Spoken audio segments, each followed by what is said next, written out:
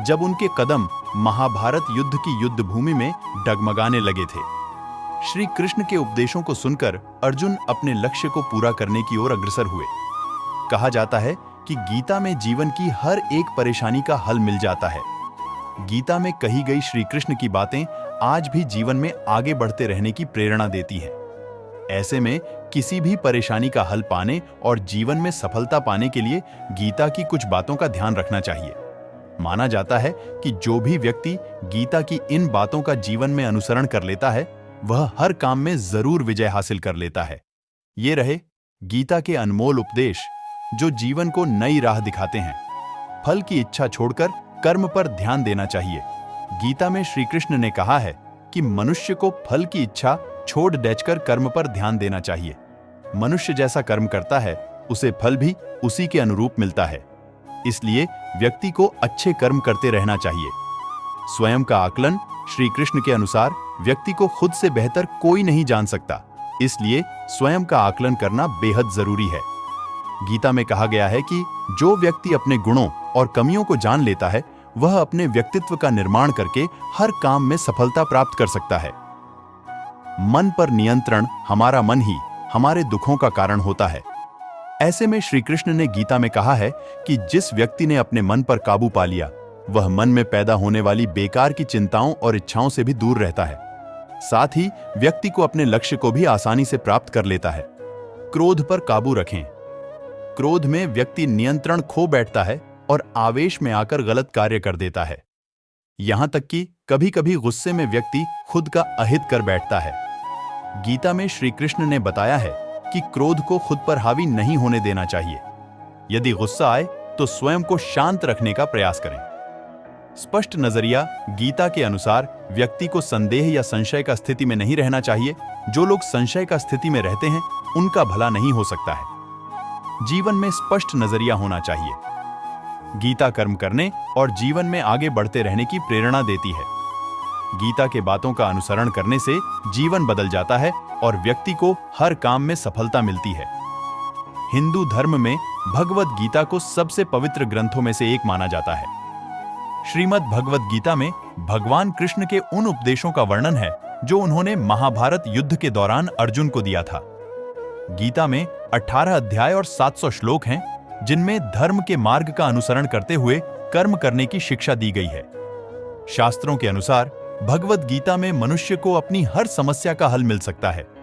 माना जाता है कि गीता के बातों का अनुसरण करने से जीवन बदल जाता है और व्यक्ति को हर काम में सफलता मिलती है। इसके साथ ही गीता में सफलता के कुछ मंत्र भी बताए गए हैं, जिन्हें आप जीवन में उतार सकते हैं। गीता कर्म करने और जीवन में आगे बढ़ते रहने की प्रेरणा देती है। ऐसे में आइए जानते हैं गीता के उन रहस्यमयी बातों को जिसे हर मनुष्य को अपने जीवन में उतारनी चाहिए। श्रीमद् भगवद गीता के अनुसार भगवान श्री कृष्ण कहते हैं कि कभी भी किसी काम को टालना नहीं चाहिए। निश्चित समय पर अपना काम को पूरा कर लेनी चाहिए। अगर आप कोई व्यक्ति ऐसा करता है तो वो हमेशा सफलता को प्राप्त करता है। वहीं अगर आप हमेशा अपने कर्म से भागते रहेंगे तो भी आप जीवन में सफलता हासिल नहीं कर पाएंगे। गीता में कहा गया है कि यदि व्यक्ति का कर्म सही दिशा में हो तो वह बड़ी से बड़ी मुश्किल का सामना भी आसानी से कर लेता है और कभी उसे असफलता का सामना नहीं करना पड़ता है। डर लगने में कोई बुराई नहीं है, लेकिन उस डर को कभी भी खुद पर हावी न होने दें। खुद पर काबू रखकर ही सफलता को पाना संभव है। व्यक्ति का मस्तिष्क तभी तक उसका मित्र है जब तक वह उसके नियंत्रण में है। जब आपका दी भगवद गीता में भगवान श्री कृष्ण कहते हैं कि जरूरी नहीं है कि हर व्यक्ति हर काम में माहिर हो या वो सभी कार्यों को सही तरीका से कर सकते हैं, इसलिए अपनी शक्ति पहचानें और उसी काम को करने का प्रयास करें जिसमें आप अच्छे हैं। इससे भी आपकी सफलता निश्चित है। कभी कभी हम लोग सोचते हैं कि मैं बनना ये चाहते थे और बनिए गए हैं, लेकिन भगवान श्री कृष्ण कहते हैं कि आप वही जीवन में कर पाते हैं जिसके लिए आपका जन्म हुआ है, धरती पर। खुद पर नियंत्रण है बेहद जरूरी। डर लगने में कोई बुराई नहीं है, लेकिन उस डर को कभी भी खुद पर हावी ना होने दें। खुद पर काबू रखकर ही सफलता को पाना संभव है। व्यक्ति का मस्तिष्क तभी तक उसका मित्र है जब तक वह उसके नियंत्रण में है। जब आपका दिमाग आपके नियंत्रण से बाहर हो जाता है तो वही उसका सबसे बड़ा शत्रु भी बन जाता है। इसीलिए जब तक आप सही हैं और जीवन में कोई गलती नहीं करते हैं, तो आप किसी से बिल्कुल भी न डरे। भगवान गीता के अनुसार किसी भी व्यक्ति को खुद से बेहतर कोई नहीं जान सकता, इसलिए स्वयं का आकलन करना बेहद जरूरी है। हम लोगों को हमेशा लगता है कि वो काम नहीं कर सकते हैं जो कोई दूसरा करता है। गीता के अनुसार जो भी व्यक्ति अपने गुणों और कमियों को जान लेता है, वह अपने व्यक्तित्व का निर्माण करके हर काम में सफलता प्राप्त कर सकता है। अपने मन पर नियंत्रण रखें। श्री कृष्ण कहते हैं कि कई बार हमारा मन ही हमारे दुखों का कारण बन जाता है। गीता के अनुसार जिस व्यक्ति ने अपने मन पर काबू पा लिया, उसे नियंत्रण करने की कला सीख लिया है, तो वह मन में पैदा होने वाली बेकार की चिंताओं और इच्छाओं से भी दूर रहता है। इसके साथ ही व्यक्ति को अपने लक्ष्य को भी आसानी से प्राप्त कर लेता है। अपने क्रोध पर काबू रखें। कहा जाता है, मनुष्य का पतन का मुख्य कारण क्रोध ही होता है। क्रोध में कोई भी व्यक्ति खुद पर नियंत्रण खो बैठता है और आवेश में आकर गलत कार्य भी कर देता है। कभी कभी गुस्से में व्यक्ति खुद का अहित कर बैठता है, इसलिए क्रोध को खुद पर हावी नहीं होने देना चाहिए। गीता में श्री कृष्ण ने बताया है कि यदि गुस्सा आए तो स्वयं को शांत रखने का प्रयास करें। जीवन का आनंद ना तो भूतकाल में है और ना भविष्यकाल में, बल्कि जीवन तो बस वर्तमान को जीने में है। जब तक शरीर है तब तक कमजोरियां तो रहेगी ही, इसलिए कमजोरियों की चिंता छोड़ो और जो सही कर्म है उस पर अपना ध्यान लगाओ। अर्जुन, तुम भला क्यों रोते हो? तुमने जो खोया, क्या वह तुमने पैदा किया था? आज जो तुम्हारा है वह कल किसी और का होगा, क्योंकि परिवर्तन ही संसार का नियम है। किसी का अच्छा ना कर सको तो बुरा भी मत करना, क्योंकि दुनिया कमजोर है लेकिन दुनिया बनाने वाला नहीं। यदि कोई व्यक्ति विश्वास के साथ इच्छित वस्तु को लेकर नित्य चिंतन करता है, तो वह जो चाहे वह बन सकता है। सच्चा धर्म यह है कि जिन बातों को इंसान अपने लिए अच्छा नहीं समझता, उन्हें दूसरों के लिए भी प्रयोग ना करें। कोई भी व्यक्ति अपने विश्वास से बनता है। वह जैसा विश्वास करता है उसी अनुरूप बन जाता है। मेरे लिए समस्त प्राणी समान हैं। ना तो कोई मुझे अत्यधिक प्रिय है और ना ही कम, लेकिन जो मेरी भक्ति पूरे मन से करते हैं, मैं सदैव आवश्यकता पड़ने पर उनके काम आता हूं। मन की शांति से बढ़कर इस संसार में कोई भी संपत्ति नहीं है। जो मनुष्य फल की इच्छा का त्याग करके केवल कर्म पर ध्यान देता है, वह अवश्य ही जीवन में सफल होता है। कोई भी इंसान जन्म से नहीं, बल्कि अपने कर्मों से महान बनता है। अपना, पराया, छोटा, बड़ा इत्यादि को भूलकर यह जानो कि यह सब तुम्हारा है और तुम प्रति एक के हो। बिना फल की कामनाएं ही सच्चा कर्म है। ईश्वर चरण में हो समर्पण वही केवल धर्म है। जो व्यक्ति क्रोध करता है, उसके मन में भ्रम पैदा होता है, जिससे उसका बौद्धिक तर्क नष्ट हो जाता है और तभी व्यक्ति का धीरे धीरे पतन होने लगता है। गीता में लिखा है, जब इंसान की जरूरत बदल जाती है, तब इंसान के बात करने का तरीका बदल जाता है। इस संपूर्ण संसार में अपकीर्ति मृत्यु से भी अधिक खराब होती है। सदैव संदेह करने वाले व्यक्ति के लिए प्रसन्नता ना इस लोक में है, ना ही कहीं और। जीवन में सफलता का ताला दो चाबियों से खुलता है, एक कठिन परिश्रम और दूसरा दृढ़ संकल्प। जो मन को नियंत्रित नहीं करते, उनके लिए वह शत्रु के समान कार्य करता है। कठिन परिश्रम से बचने के लिए व्यक्ति को भाग्य और ईश्वर की इच्छा जैसे बहानों के बजाय चुनौतियों का सामना करना चाहिए। गीता में कहा गया है, कोई भी अपने कर्म से भाग नहीं सकता। कर्म का फल तो भुगतना ही पड़ता है। मनुष्य को अपने कर्मों के अच्छे और बुरे फल के विषय में सदैव सोचकर चिंताग्रस्त नहीं होना चाहिए। मनुष्य अपने विश्वास से निर्मित होता है। जैसा वह विश्वास करता है, वैसा वह बन जाता है। जो मनुष्य प्रतिदिन खाने, सोने और आमोद प्रमोद के कार्यों में लिप्त रहता है, वह नियमित तौर पर योगाभ्यास करके समस्त क्लेशों से छुटकारा पा सकता है। जब इंसान अपने काम में आनंद खोज लेते हैं, तब वे पूर्णता प्राप्त करते हैं। श्रीमद् भागवत गीता का मुख्य उद्देश्य मानव कल्याण करना है। इसलिए प्रत्येक मनुष्य को सदैव मानव कल्याण की ओर अग्रसरित रहना चाहिए।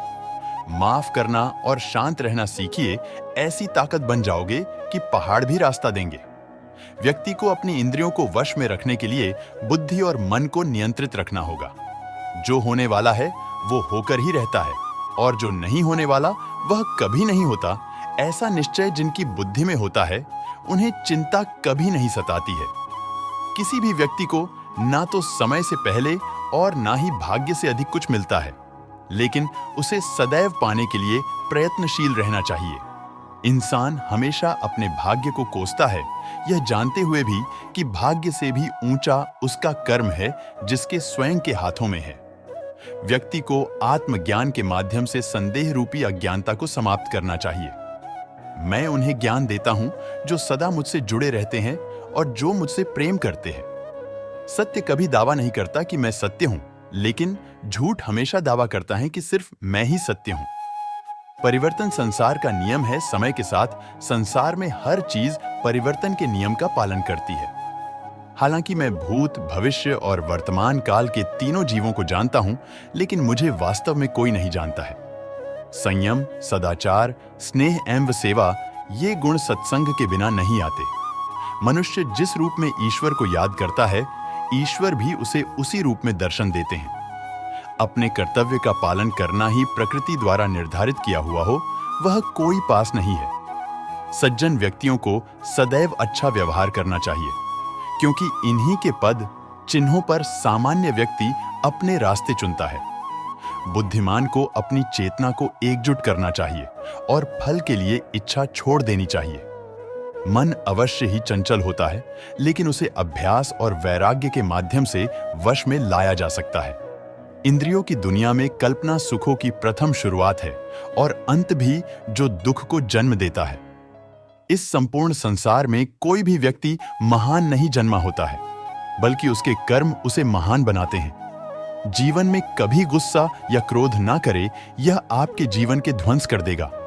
हे पार्थ, मैंने और तुमने अपने कर्तव्यों को निभाने के लिए धरती पर कई अवतार लिए हैं, लेकिन मुझे याद है और तुम्हें नहीं।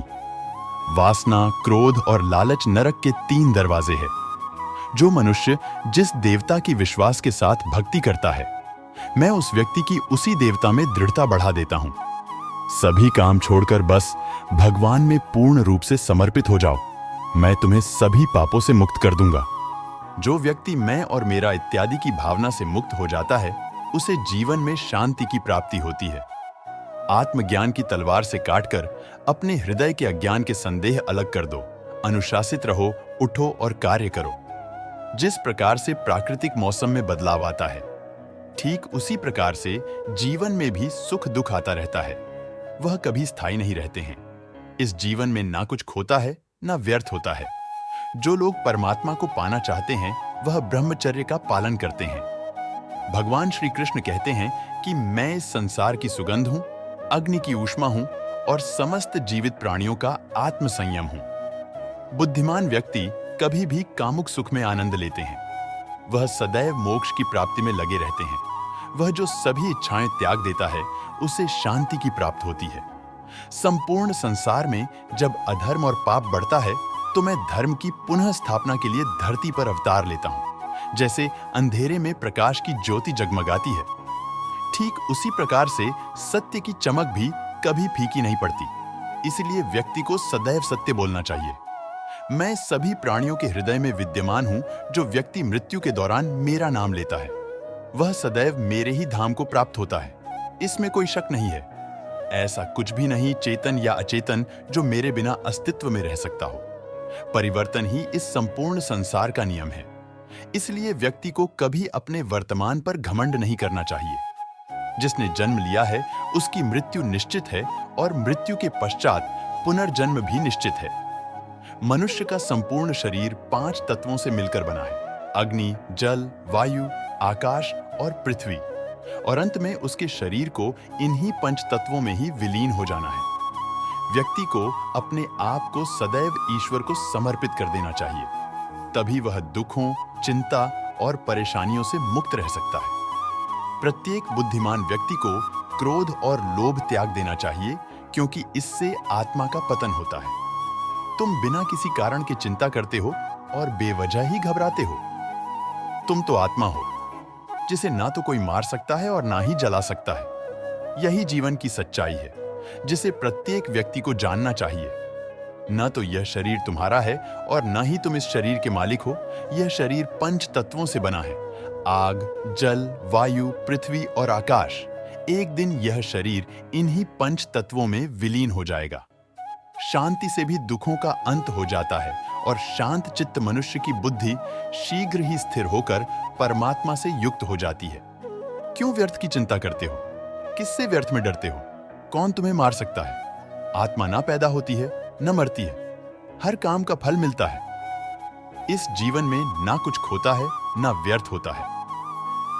विषयों का चिंतन करने से विषयों की आसक्ति होती है, आसक्ति से इच्छा उत्पन्न होती है और इच्छा से क्रोध होता है, क्रोध से सम्मोहन और अविवेक उत्पन्न होता है। संयम का प्रयत्न करते हुए ज्ञानी मनुष्य के मन को भी चंचल इंद्रियां बलपूर्वक हर लेती हैं। जिसकी इंद्रियां वश में होती है उसकी बुद्धि स्थिर होती है। जो भी मनुष्य अपने जीवन आध्यात्मिक ज्ञान के चरणों के लिए दृढ़ संकल्प में स्थिर है। श्री कृष्ण इस श्लोक में बताते हैं कि इस संसार में जो भी होता है वह उनसे ही होता है। जीवन में कई बार ऐसी परिस्थितियां और अनुभव आ जाते हैं जिस पर हमारा कोई नियंत्रण नहीं होता है। हम भले सच्चे मन से पूरी मेहनत से कर्म करें, फिर भी हमें जो चाहिए वह मिलता नहीं है। भगवद गीता में भगवान कृष्ण कहते हैं, अहम सर्वस्य प्रभवो मत्तः सर्वम परिवर्तते इति मत्वा भजन्ते मम बुधा भव समानिवता। जीवन में बहुत सारी चीजें हमारे हाथ के बाहर होती हैं। कभी कभी हम पूरी मेहनत से सही कर्म करते हैं मगर हमें उसका फल नहीं मिलता है, या कभी कभी हमारे साथ कुछ ऐसी घटना हो जाती है जिसके बारे में हमने सोचा भी नहीं था। ऐसे में हमें लगने लगता है हमारे साथ अन्याय हो रहा है, या फिर हमें जीवन कठिन और क्रूर लगने लगता है। श्री कृष्ण इस श्लोक में बताते हैं कि इस संसार में जो भी होता है वह उनसे ही होता है। जीवन में कई बार ऐसी परिस्थितियां और अनुभव आ जाते हैं जिस पर हमारा कोई नियंत्रण नहीं होता है। हम भले सच्चे मन से पूरी मेहनत से कर्म करें, फिर भी हमें जो चाहिए वह मिलता नहीं है। कभी कभी तो फल की जगह दंड ही मिल जाता है। हम सबके साथ कभी ना कभी ऐसा होता है और हम सब सोचते हैं कि ऐसा क्यों हो रहा है। बात कुछ ऐसी है कि अगर आप अपने बच्चे को घर में सिर्फ अच्छी बातें सिखाएं और उसे बहुत प्यार करें, तब भी आपके बच्चे का स्वभाव क्या केवल इस बात पर निर्भर होगा? नहीं, आपके बच्चे के स्वभाव पर अलग अलग चीजों का प्रभाव होगा। जैसे कि वह स्कूल में क्या सीखता है, उसका स्वभाव इस बात पर भी निर्भर करेगा कि उसके दोस्त कौन हैं और कैसे हैं। उसका स्वभाव इस पर भी निर्भर करेगा कि वह टीवी पर क्या देखता है। ऐसी स्थिति में आप हमेशा पूर्ण मन से प्रयास करते हैं, पर क्या परिणाम आपके हाथ में है? तो फिर क्या उस परिणाम के लिए अपने आप को दोष देना या उसे अपने मन पर हावी होने देना उचित है? इसी तरह अगर आप एक व्यापारी हैं जिसने सालों अपने व्यापार को बढ़ाने के लिए अपनी पूरी मेहनत लगाई, लेकिन अचानक कोविड की महामारी आ गई और उसकी सारी मेहनत ठप हो गई। आप बताइए, ऐसी अवस्था में आपके हाथ में क्या था? क्या आप इसके बारे में कुछ कर सकते थे? भगवान कृष्ण कहते हैं कि सृष्टि में जो कुछ होता है वह उनसे होता है, लेकिन वह ऐसा क्यों करते हैं वह समझना हमारे लिए शायद उस क्षण संभव नहीं हो। जैसे शायद आपका एक व्यापार इसलिए बंद हो गया हो ताकि आप कुछ नया करने का साहस और सामर्थ्य पा सकें, लेकिन उस क्षण जब आपको नुकसान हो रहा हो या आप कठिन परिस्थिति का सामना कर रहे हों, तब शायद आप यह समझ न सकें कि आपके साथ क्या हो रहा है। महामारी की परिस्थिति आपके हाथ में नहीं थी, पर आपके हाथों में यह जरूर है कि आप कर्म करें, नया व्यापार करने का या फिर से अपने व्यापार को खड़ा करने का। इसी तरह आपके हाथों में यह भले ही ना हो कि आपके बच्चे का स्वभाव कैसा है, पर यह जरूर है कि आप उसे सुधारने का प्रयास करते रहें। भगवान लेते हैं तो भगवान देते भी हैं। इसका मतलब यह नहीं कि मनुष्य केवल एक निर्बल कठपुतली है। भगवान की हर इच्छा में आशा है और अवसर भी। भगवान की इच्छा में आशा हमेशा यह होती है कि हम जो अपने लिए सोचें उससे ज्यादा आगे बढ़ें। भगवान की इच्छा में अवसर यह है कि वह जो हमेशा आशा रखते हैं हम उसे पूरा करें।